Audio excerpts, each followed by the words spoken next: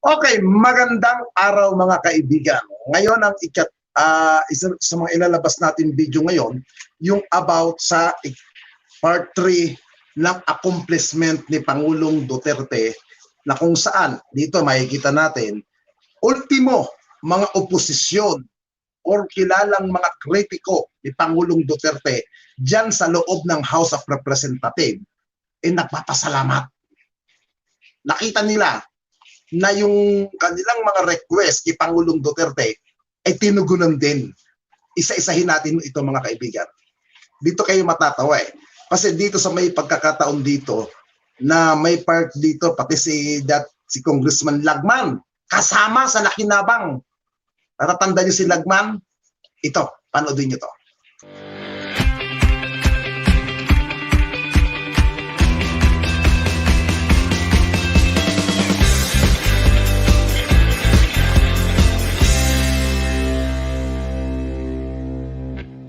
This is Representative Edsel C. Lagman. There are 3 projects standing out in 2021 in the 1st District of Albay.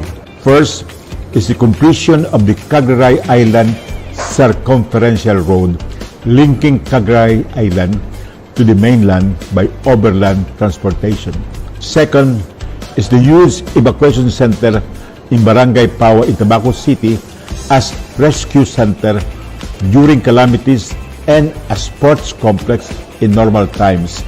There are several in the 1st District. Next are the seawalls constructed from Tiwi to Santo Domingo to be connected as a diversion coastal road to ease traffic and as tidal wave barriers.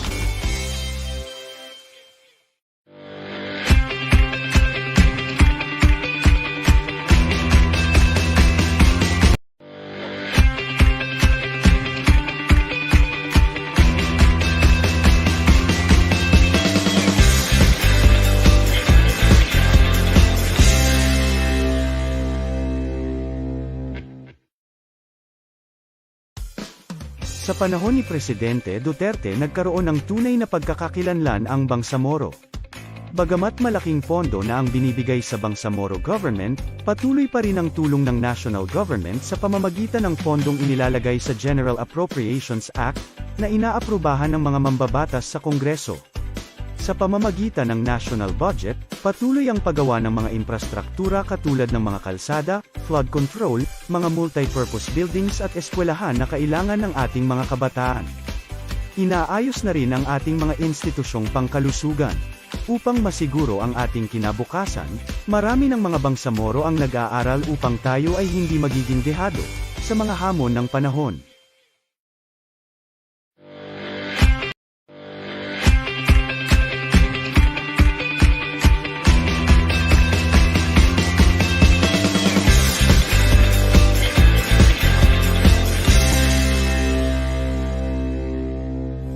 Naayon sa 0+10 point socio-economic agenda ng Duterte administration, mahahalagang proyektong pang-infrastruktura ang nasimulan, natapos at nagpapatuloy para sa paglago ng lokal na turismo, ng industriya ng agrikultura, proteksyon sa kalamidad at para sa kapayapaan.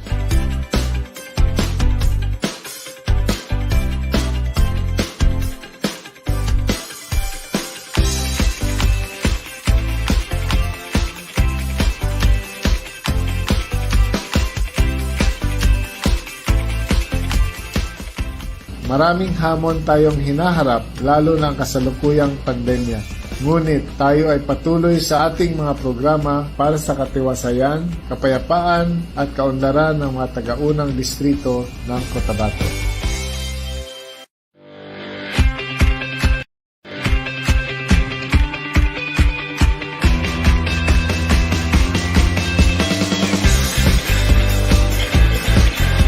In the behalf of my constituents, I, Congressman Eddie Bong Plaza, expresses our heartfelt gratitude to the Duterte administration. The 50-bed isolation facilities have allowed the province of Agusan del Sur to respond to COVID-19 threats. The 32 kilometers Agusan del Sur, Malay-Balay Road, and the 30 kilometers Rosario Marfil Road became vital instruments in the spurring economic growth. Pangulong Rodrigo, daghang salamat sa tanan tabang nimo para sa katawhan sa Agusan del Sur. Adunay na mapasalamaton sa imong gugma ug katarong ang Agusano.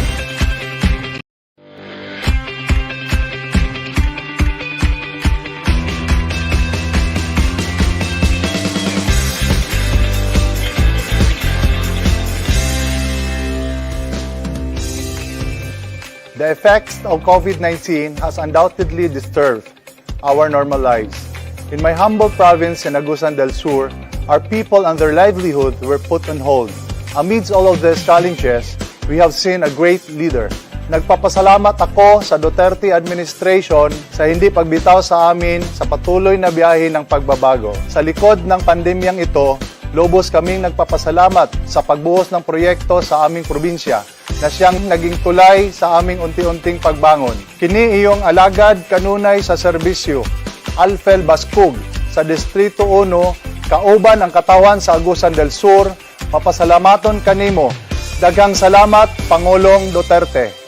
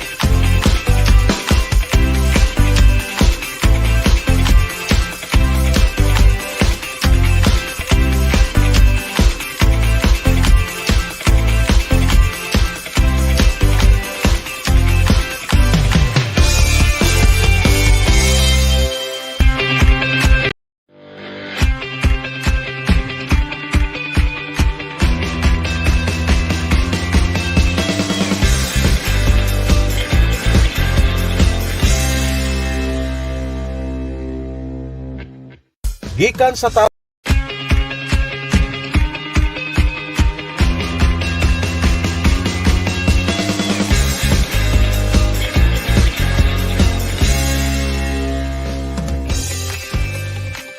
Maraming salamat, DOST. Ito yung una nila ng DOST. We are the pioneers and this is started in Zamboanga City. It started with us being replicated now. SONA administration for properly implementing the project. Maaasahan talaga niya paglagyan ng pondo ng national government next budget. Full support si Congressman Manning Salipe sa budget ng National Irrigation Administration. And as your Congressman, I fought for in Congress to make this a reality. Our hard work has paid off. We hope and pray that you will maximize the utility of these units in order to serve our constituents, especially this time of pandemic. Rest assured that your working congressman will continue to work hard to bring more projects and more development to our city of Zamboanga.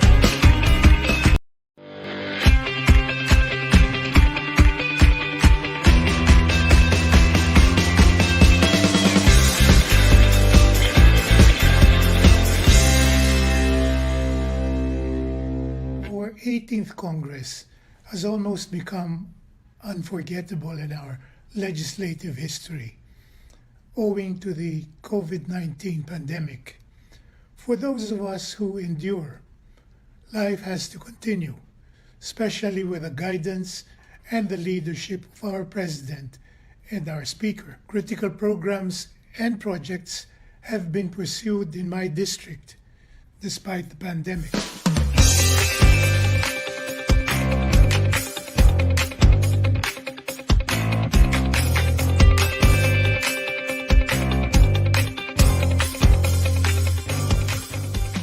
Public service does not stop even in a pandemic.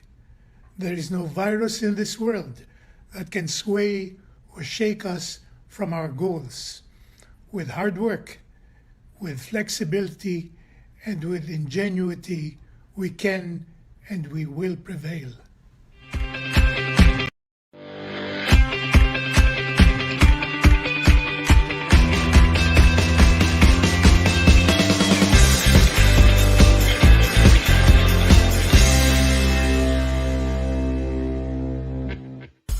With the support and able leadership of President Rodrigo Duterte and Speaker Lord Alan J. Velasco, we are now realizing our dream to provide access to the most remote barangays in Mountain Province.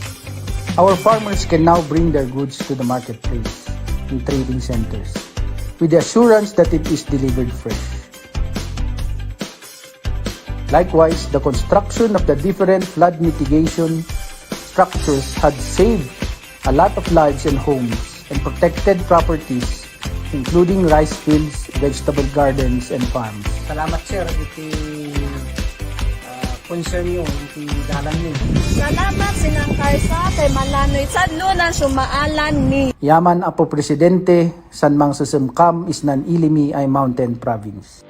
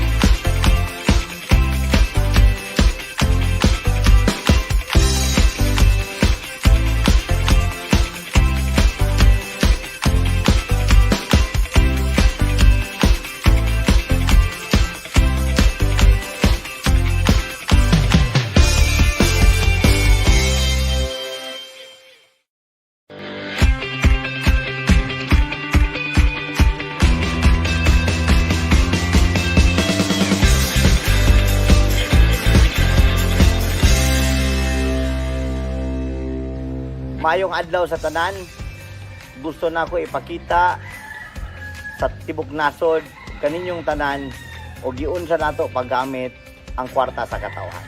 Atong gi-prioridad ang atong national highway nga mahimo siyang 4 lanes kay kani gamit sa tanan, agriculture, turismo ug sa tanan pangbutang.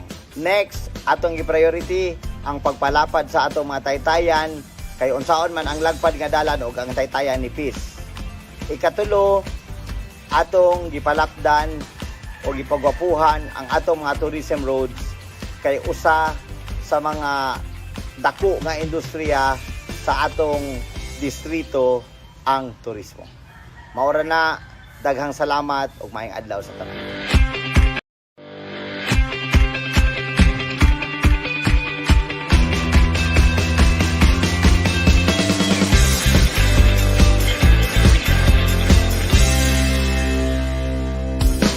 Lanao del Norte is grateful for the achievements of President Duterte.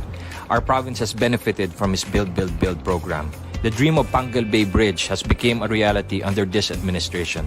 The bridge is 3.1 kilometers long and will connect Lanao del Norte and Misamis Occidental. Construction is ongoing and is due to be completed in 2025. Lanao was divided in 1959, but DPWH continues to expand its road networks from Lanao del Norte to Lanao del Sur. The latest is the Tubod-Ganasi Road. The Lanao del Norte side is 24 kilometers long and will reach the boundary of Lanao del Sur by 2023.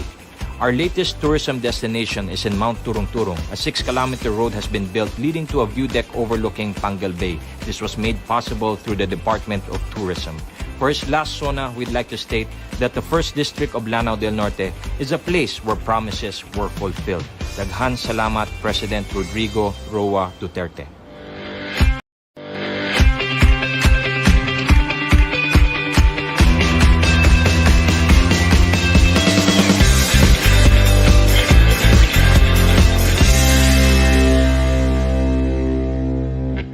Malampatid ang serbisyo publiko ng Diwa Party List sa panahon ng pandemya. Namahagi tayo ng COVID kits, PPE, pati na rin pagkain sa community distribution. Katuwang ang DSWD at DOLE, nagpaabot tayo ng tulong pinansyal sa mga nawalan ng hanap buhay. At nang humagupit ang mga bagyo, agad tayong tumulong sa pamamagitan ng mga relief operations. Tuloy-tuloy din ang pagtaguhid natin sa mga programang pangkalusugan, pang-edukasyon at panghanap buhay. At ang pagpapalawig ng mga farm-to-market roads at evacuation centers sa mga lalawigan ng Zambales at Bohol.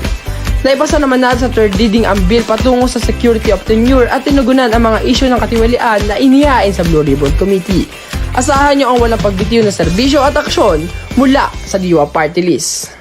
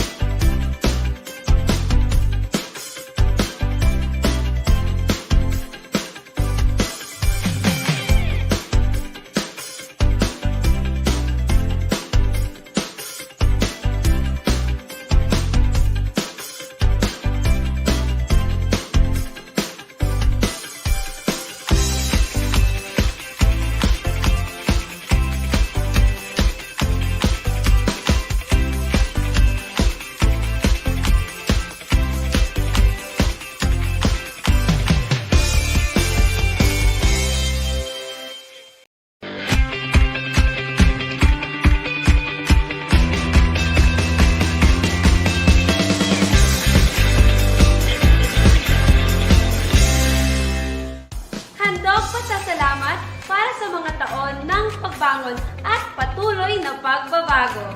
Kaagapay ang DPWH, pangunahing infrastruktura para sa mas mabilis at maayos na serbisyo. Mas pinagandang mga barangay halls para makapaghatid ng pangginhawang serbisyo kasama ang DOLE, pagbibigay ng pansamantalang hanap buhay sa mga manggagawang nawalan ng trabaho dahil sa pandemya. Katuwang ang DSWD, pagbibigay ng educational, financial at medical assistance kasama ang TESDA, libreng kasanayan para sa kahasahan upang maging globally competitive. Katulong ang DOH, pagkalinga, pag-aruga sa mga kababayang may kapansanan, nakakatanda at mga nangangailangan ng serbisyong medikal. Tunay at tapat na serbisyo, disiplina at pananalig, pusong may malasakit. Princess Rehan M. sa Kaluran, Kinatawan, Unang Distrito, Probinsya ng Sultan Kudarat.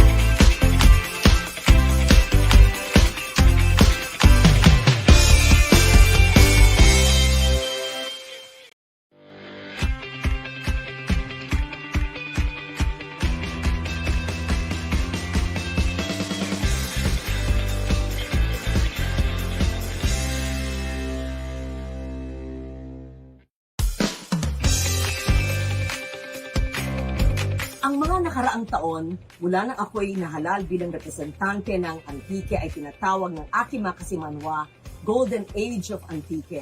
Pagkatapos ng mahigit na 3 dekada ng kahirapan, nagkaroon na din ng pagkakataon at pag-asa mga Antikelyo na makabenepisyo mula sa mga iba-ibang programa ng national government, katulad ng para sa kanilang maayos na kalusugan o ikaayong lawas at sa kanilang pangkabuhayan o parangabuhian.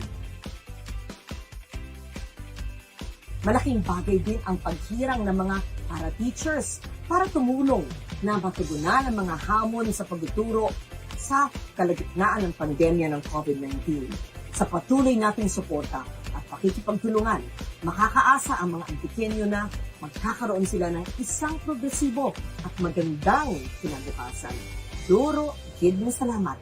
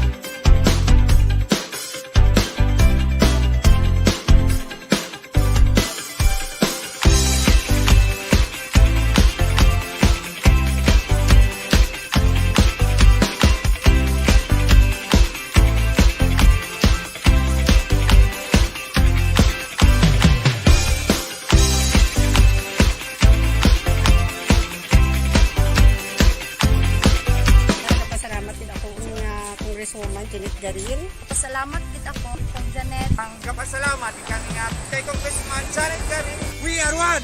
District 1!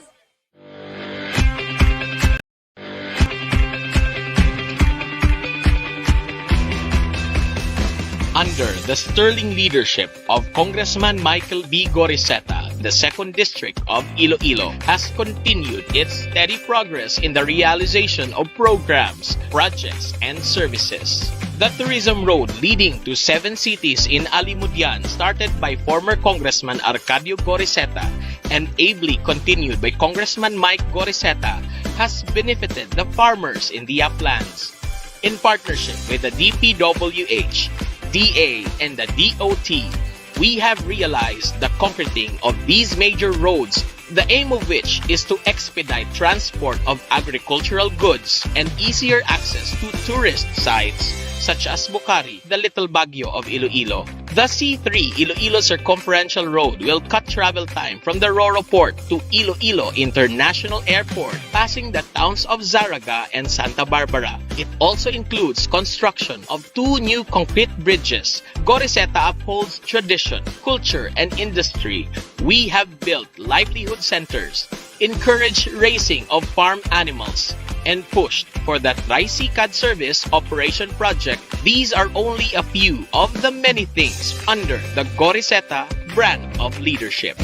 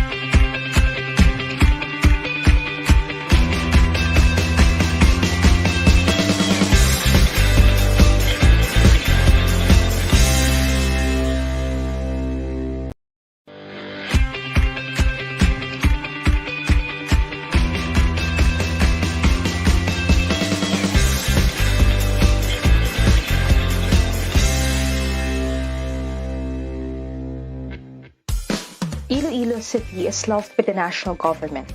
The Iloilo Fishport Complex is being redeveloped. Thousands of stranded Ilonggos were helped to return home during the lockdowns last year. Flights for OFWs bound for abroad and flights for LSIs bound for home were arranged. Billions of pesos in assistance are being given to the indigents. More than 125,000 kilos of fish were distributed to 225,000 households in the city's 180 barangays. And Western Visayas Medical Center will soon serve more patients. So we say, thank you, President Rodrigo Roa Duterte. Salamat gid, President Duterte! Salamat gid, President Duterte! Salamat gid, President Duterte! Salamat gid, President Rodrigo Roa Duterte!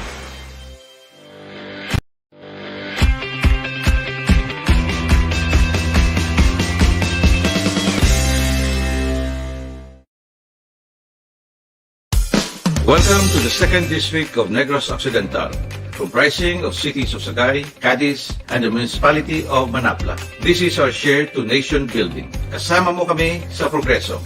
Among the many projects implemented, these 3 have the most impact to the community. One is a center for senior citizens and PWDs to all the barangays in the district, providing our senior citizens and persons with disabilities an exclusive and comfortable venue for meetings and other activities. Dati-rati po, kung mag-meeting kami, ay kung saan-saan lang kami po, papasalamat po kami at nabigyan kami ng opisina ni Congressman Vivo Cueva at nagkakaroon na po kami ng sarili naming tahanan. Flood control structures. With heavy flooding caused by many factors, our communities along the riverbanks are at risk. These structures reduces the risk and alleviate their condition. Dati-dati, pag nagkaroon ng ulan, sila po nag-impake kaagad at na lumilikas sa mga evacuation center. Footbridge, providing safe passage of residents from the other side of the river to the barangay proper, even during bad weather. We continue to bring meaningful development in the countryside. Kasama mo kami sa progreso.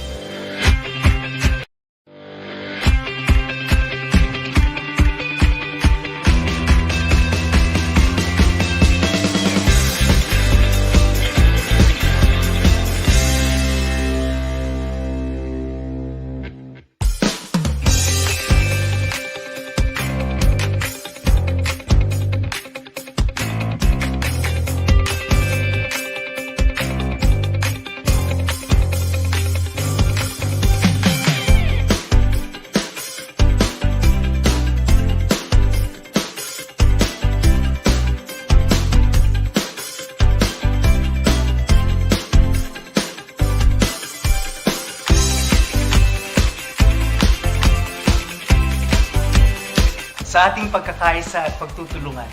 Panatag, malusog at maginhawa ang buhay. Matatag at maliwanag ang bukas. Tulay ang Kongreso sa asenso ng Pilipino.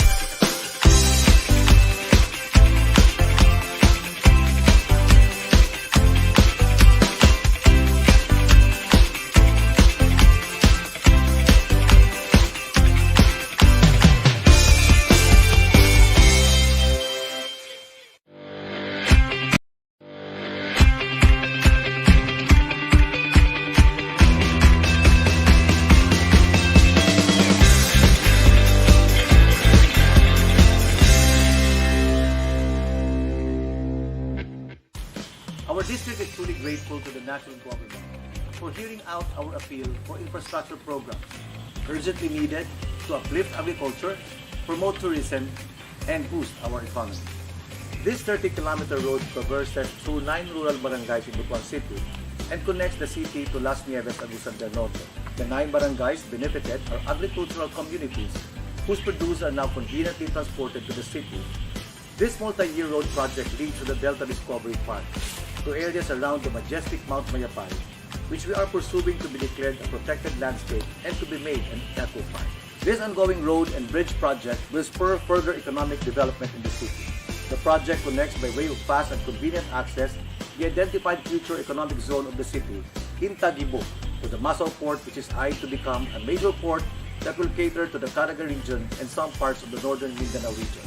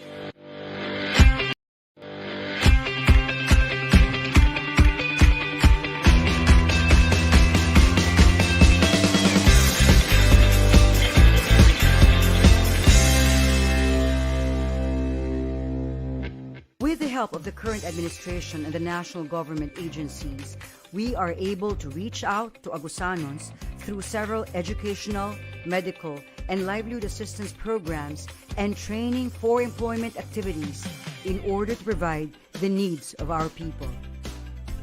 Aside from these social programs, we are also grateful for the establishment of numerous infrastructures under the Build, Build, Build program.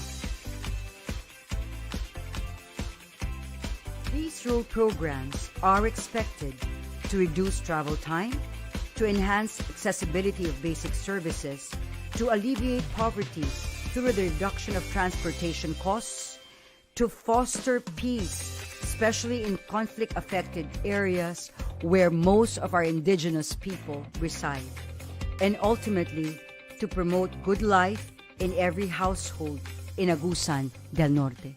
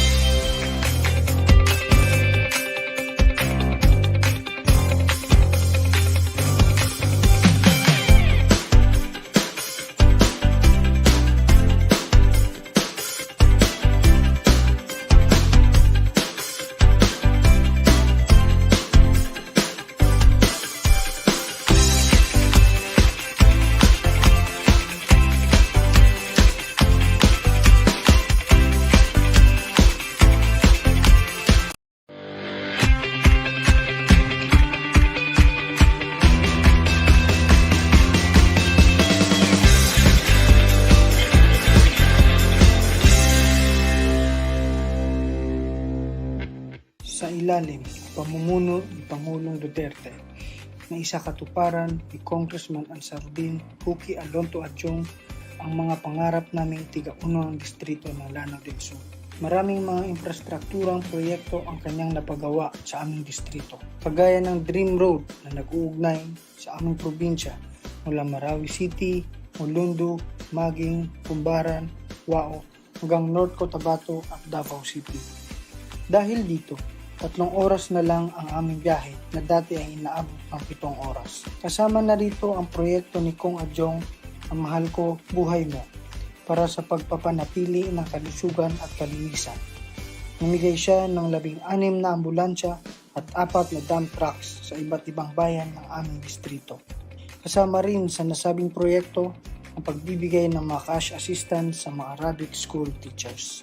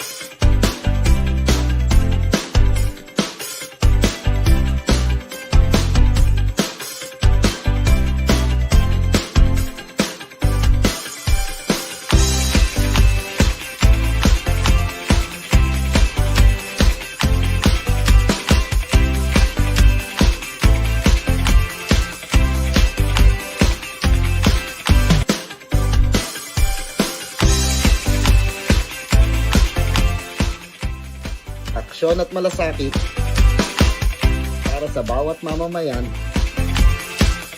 para sa bawat pamilya sa Caloocan.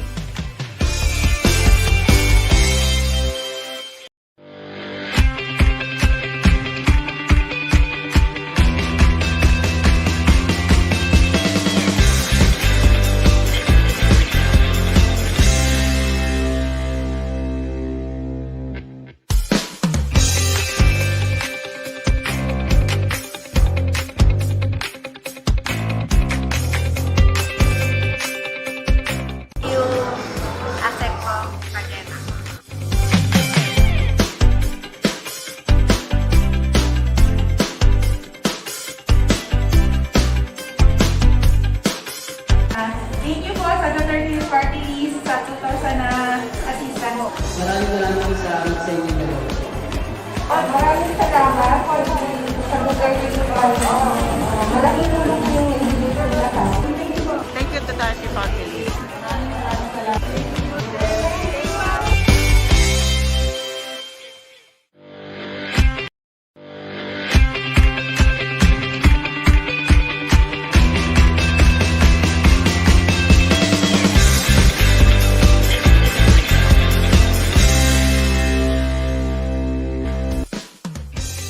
Malaking tulong po at ginhawa po ang naibigay nito sa ating mga magsasaka sa pagpasok po at paglabas ng mga aning produkto po, mga naani po, sa paglabas naman ay napakadali na po. Dati po nung ito hindi pa sementado ay napakahirap. Sa pagkakaroon po ng ganitong proyekto ay naitaas po ang ani ng aming mga magsasaka. 2 ani po ang aming mga magsasaka at tumaas po ang produksyon ng palay. Ang aming pong proyektong natanggap ay nakabawas sa kahirapan ng aming mga kapatid na katutubo. Dati po kami po ay nakakadalawang cropping lang. Average po kami ng 70 bags per hektar. Ngunit nung pinagkaloob po sa amin ng SPIS, kami po ay nakakatatlong cropping sa loob po ng 1 taon. Umaani po kami ngayon ng 125 bags. Kaya napakalaki po ng tulong. Kasama ang mamamayan ng lalawigan ng Occidental Mindoro at ang aming mga katutubong mangyan, kami po ay kumikilala at nagpapasalamat sa ating mahal na Pangulong Rodrigo Roa Duterte sa kanyang patuloy na pagtulong sa pagsulong ng kaunlaran sa aming lalawigan.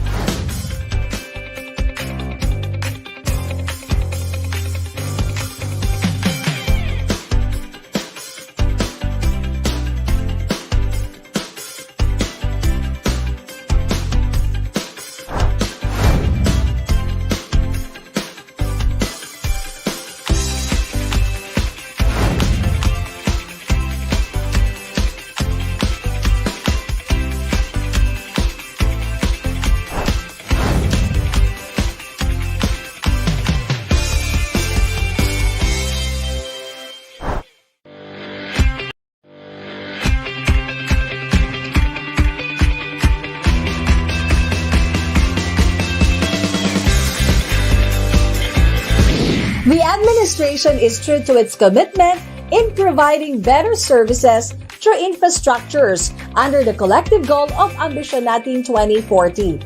Anchoring to the vision of this program, matatag, maginhawa at panatag na buhay. Hayaan niyo pong ibahagi ko sa inyo ang ilan sa aking isinulong na infrastructure projects na sinisiguro kong kapaki-pakinabang sa ating mamamayan. Ang maayos na infrastructure ay tanda ng pag-unlad at maginhawang pamumuhay.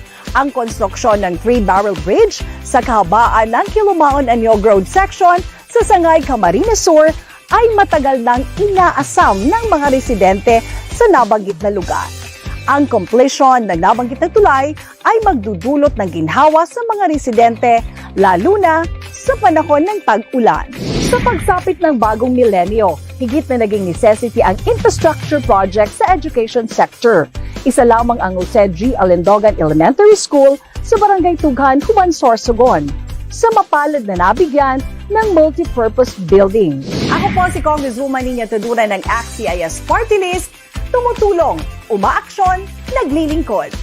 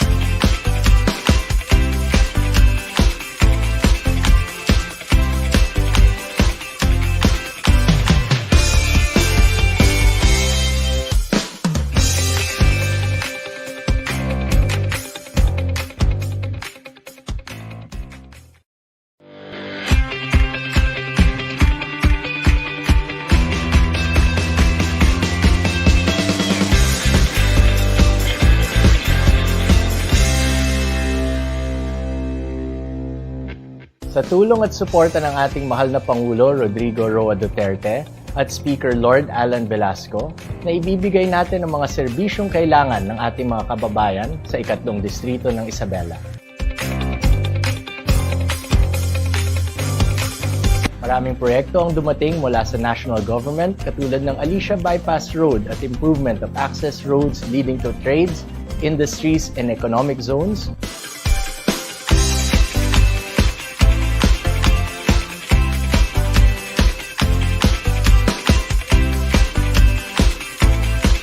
Nagiti produkto nga, nagiti irek, nagbit na nga mayroon amin ito yung napindas nga talaga nga unay-unay iti na ito yung pagsiatan dito yung baryo. Maraming salamat sa taus-pusong pagtitiwala ninyo sa inyong lingkod.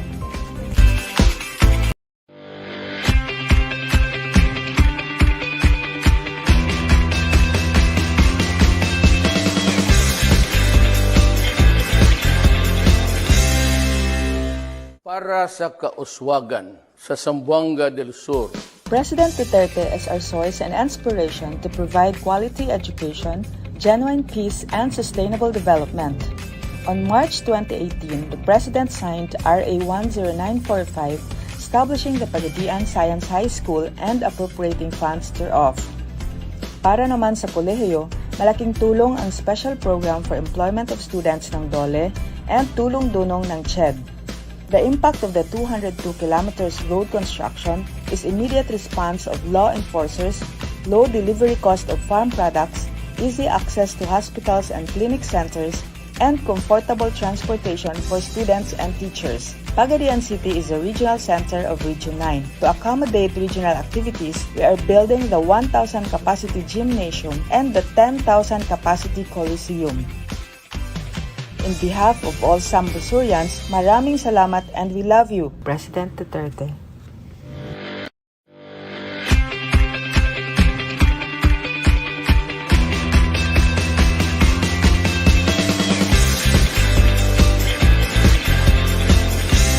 Ang katauhan sa ikapat na distrito sa Bukidnon, mapasalamaton sa Duterte administration.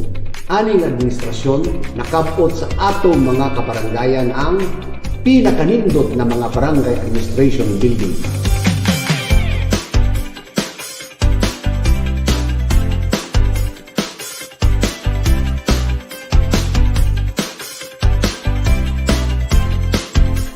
Mga kadalanan para sa katauhan.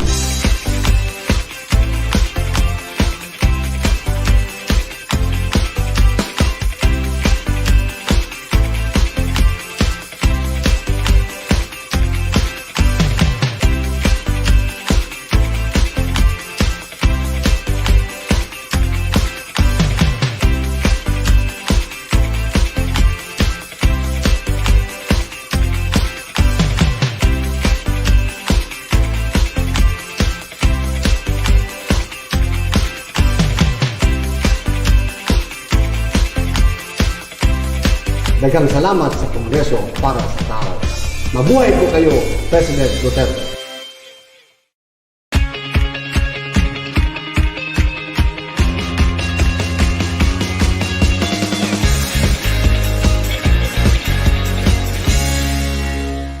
It is my greatest pride and joy to have passed laws that directly address the needs of South Cotabato, bringing key developments in various essential sectors, from the construction of almost 350 school buildings or around 1,500 classrooms to the creation of irrigation system worth over 2 billion pesos which are distributed to the province. The creation of Socsarjan General Hospital helps improve the quality of life by bringing modern and accessible medical care to South Cotabateños and of the entire Region 12. Establishment of South Cotabato State College guarantees that a free and quality education is readily available for the youth. Lastly, the construction improvements made on our major road networks like farm-to-market roads, bypass roads, highways promote progress and bring comfort to our farmers and citizens alike.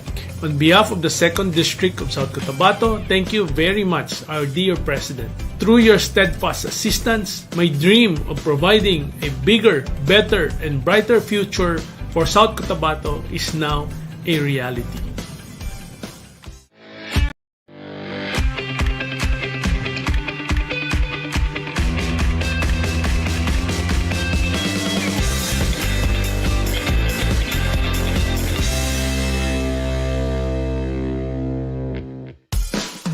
Si Kong Kid, ang inyong kinatawan sa Kongreso. Tuloy-tuloy na kumikilos para sa inyo.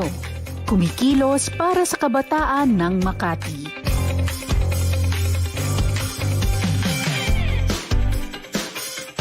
Kumikilos para sa karagdagang kapasidad para sa kabuhayan.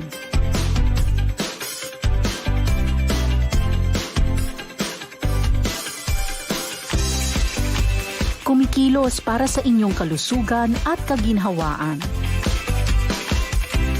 Kumikilos para sa inyong kaligtasan ngayong panahon ng pandemya. Kumikilos para sa pangangailangan ng inyong pamilya at mahal sa buhay.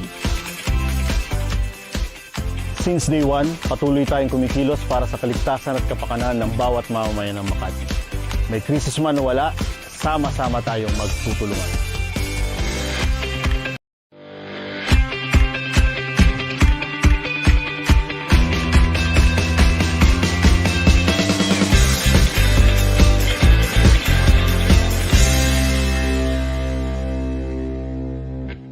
As the pandemic brought havoc to the lives and livelihood of our countrymen, Ako Bisaya Party List has unceasingly endeavored to extend assistance to our constituency.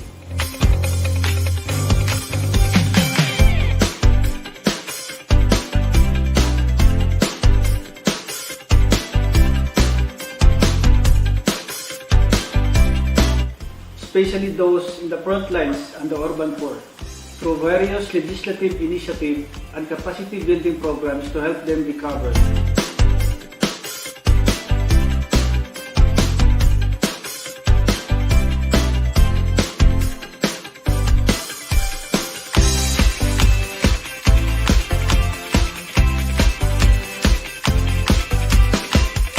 Thanks to the continued support of President Rodrigo Duterte and the able leadership of Speaker Lord Alan Velasco.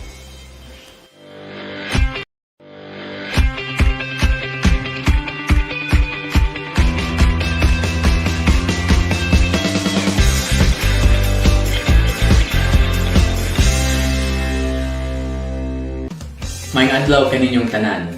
In behalf of the people of the 5th District of Cebu, I would like to express my profound gratitude to our beloved President, Rodrigo Roa Duterte. The projects of President Duterte in Cebu, particularly in the north, are historic and leave a lasting legacy to benefit millions of Cebuanos now and in generations to come. The eastern portion of North Cebu will have a direct link to the western portion, cutting traffic and hours of travel time through the Asturias-Loloan Road that will traverse the mountain. And finally, leaving a multi-generational legacy of hope and change under the Duterte administration will be the building of the Camotes Domestic Airport in the municipality of San Francisco. Gikan kanako sa Team Prasco o sa tanan Cebuanon sa 5th Distrito sa Cebu nga nagmahal kanimo. Daghan kayong salamat, President Rodrigo Roa Duterte.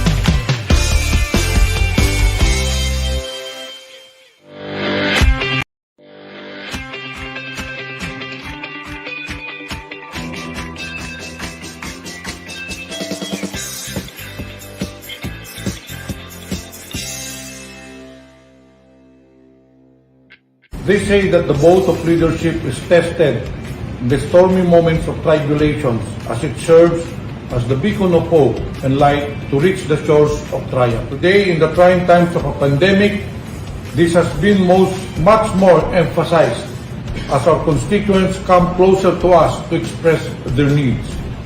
Fortunately, the Duterte administration has always been very helpful and receptive to the clamor of the people in Surigao del Sur. To address the needs of our displaced workers who have lost their jobs due to this crisis, Doles Tupad project has kept them afloat. As for the health sector, the administration was never remiss in reaching the 2nd District of Surigao del Sur. We have not been short of ambulances and are on track for the construction of more medical facilities. To this, we are fortunate that we have a decisive captain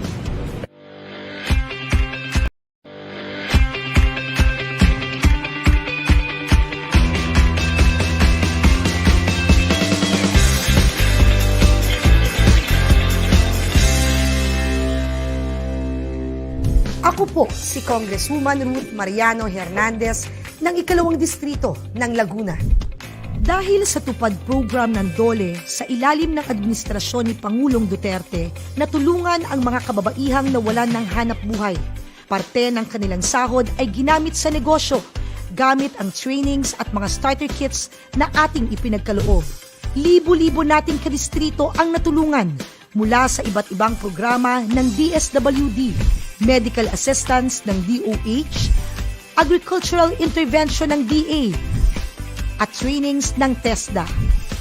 Aktibong pakikibahagi sa mga gawaing lehislatura. Sa tulong ng PAGCOR, kasalukuyang itinatayo ang evacuation center. Iba't ibang pagawaing bayan, katuwang ang DPWH bilang tagapagpatupad. Sama-sama nating malalagpasan anumang krisis. We can make it basta may sipag at malasakit.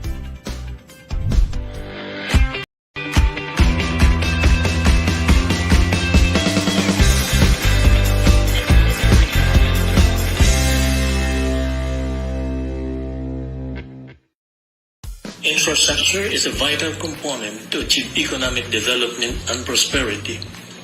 Among the key infrastructure completed in Northern Samar are the Mondragon-Silvino-Lubos Concrete Road, Talisay Bridge connecting the island to the mainland, and the Simora Road and Bridge connecting the Pacific towns of Lapinig, Gamay, Palapag to the mainland. It is also noteworthy to mention that poverty incidence in Northern Samar had the biggest decline in Region 8 and the third in the country, from 60% in 2015 to 30% in 2018. Para sa akon mga igkasin Nortehanon, tikang sa Kongreso, ang Duterte administration, kauswagan para sa katanan. Wala imposible sa bulig ni Pangulong Duterte.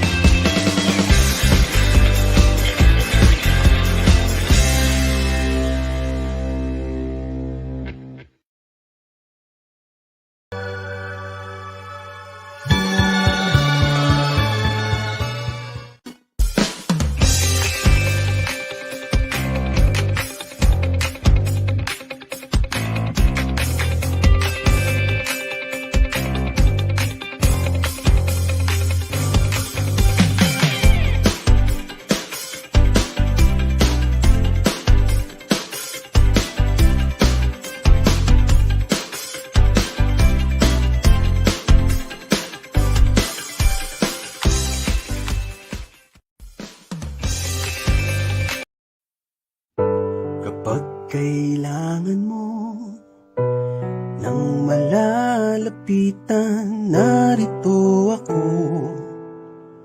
Narito si Bongo. At tuwing maghahanap ka ng isang kaibigang tutulong sa'yo, narito si Bongo. Kasama ng Pangulong Duterte, maglilingkod ako, serbisyong totoo. Tapang at malasakit, malalapitan kahit anong oras man. Ako'y iyong maaasahan, tapang at malasakit. Sa akin ka kumapit, kaibigan mo si Bongo. Ang aking bisyo ay magserbisyo.